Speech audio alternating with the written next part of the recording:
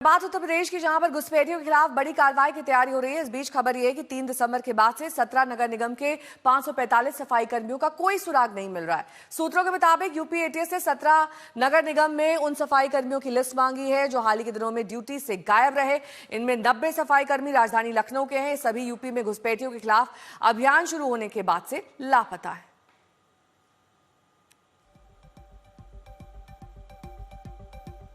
तो लखनऊ के 90 सफाई कर्मी लापता बताए जा रहे हैं। एटीएस ने नगर निगम से इनकी जानकारी मांगी, इनकी डिटेल्स मांगे हैं कि आखिरकार ये ड्यूटी पर क्यों नहीं पहुंचे हैं। 545 इनकी संख्या बताई जा रही है जिनका अब तक कोई सुराग नहीं मिला है।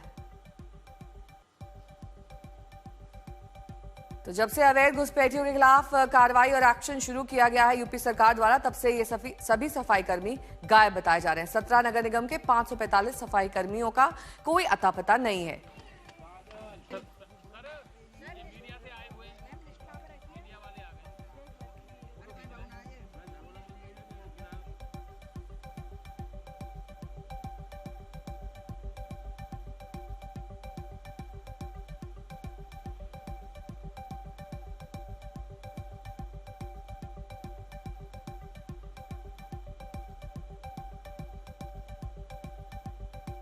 आशीष मेरे सहयोगी जुड़ गए हैं तमाम जानकारी के साथ। आशीष, डिटेल्स तो सभी सफाई कर्मियों की होंगी, नगर निगम बिना डिटेल्स के तो नौकरी देगा नहीं। अब इस डिटेल से क्या जानकारी हासिल हो सकती है?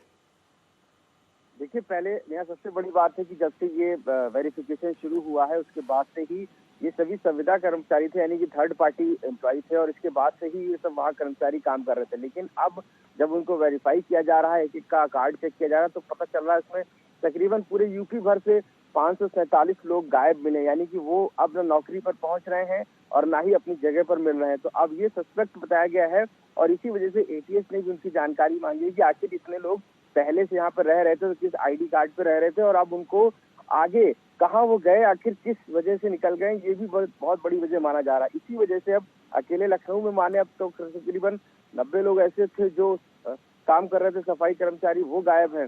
तो ऐसे में अब इन सभी की धरपकड़ भी जरूरी है, साथ साथ इनकी पहचान भी जरूरी हो गई है कि आखिर ये लोग कितने समय से यहाँ पर कार्य कर रहे थे और आखिर इनका क्या मकसद था यहाँ रुकने का। तो ये एक बड़ा डेटा निकल कर आया है जो 17 नगर निकाय हैं वहां से, और उन्हीं को लेकर अब पुलिस भी अब एक्टिव हो गई है कि किस तरीके से एक तरफ तो एफआईआर चल ही रहा था, दूसरी तरफ ये सबसे बड़ी बात है कि जो बांग्लादेशी रोहिंग्यों की पहचान की जा रही थी वो अपने आप में ही बड़ा मुद्दा हुआ था। और इसी की वजह से या तो कुछ लोग डर की वजह से, या तो कुछ जिनके पास आइडेंटिटी कार्ड नहीं है, या जिनके पास बाहर का भी आईडी कार्ड नहीं है और वो यहाँ पर फेक आईडी कार्ड बनाकर रह रहे थे, वो सभी इस डर से कहीं ना कहीं प्रदेश छोड़कर बाहर जा चुके हैं या वो अपने अपने स्थानों पर वापस लौटे हैं। अब उन्हीं की पुख्ता की जा रही है, उन्हीं से पुष्टि की जा रही है कि वो आखिर कहाँ पर हैं और कब कैसे उनकी आइडेंटिफाई करके एटीएस को सौंपा जाएगा। ठीक है, बहुत बहुत शुक्रिया।